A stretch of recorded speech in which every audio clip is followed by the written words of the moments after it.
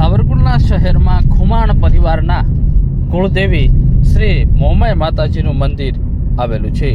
અહીં મોટી સંખ્યામાં લોકો પૂજા અર્ચના કરવા આવે છે। આમ તો શક્તિ ઉપાસના એ એક આપણી ભારતીય પરંપરા છે।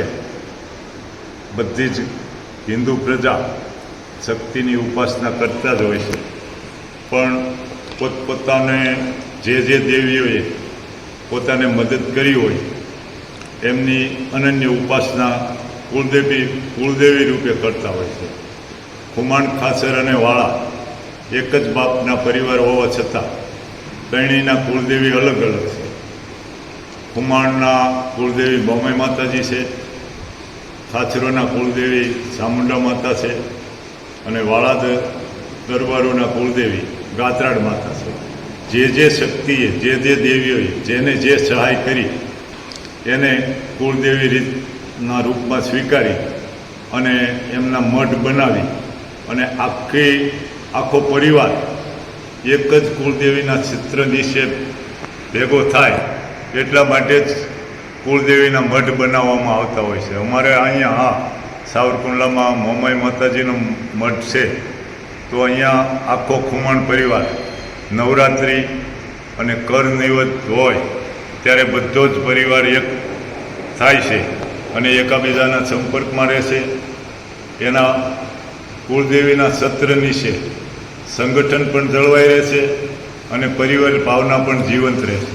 કુળદેવીઓની સ્થાપના પાછળનો મુખ્ય હેતુ પરિવારની એકતા અને એક દેવી આરાધનામાં સાત્વિકતા લાવવી, સમાજમાં કંઈક સારા વિચારો લઈ અને કુળદેવીની મહેરબાનીથી સમાજમાં કંઈક સક્ષમતા સ્થાપિત કરવાના હેતુ જ કુળદેવીઓની મઢો પાછળ હોય છે।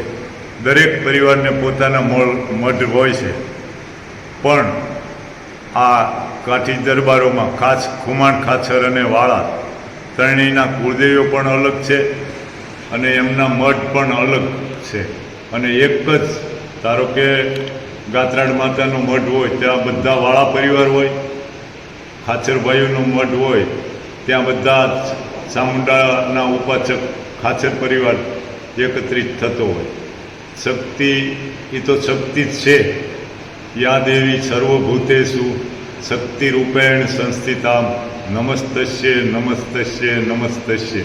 શક્તિ એ તો વિરાટ છે અને આથી મોટો કોઈ વિશ્વમાં મંત્ર નથી। શક્તિ મંત્ર સર્વભૂતેષુ એટલે પ્રાણી માત્રની શક્તિ જ માં ભગવતી છે, પણ માણસની કક્ષા એને પામવાની નથી।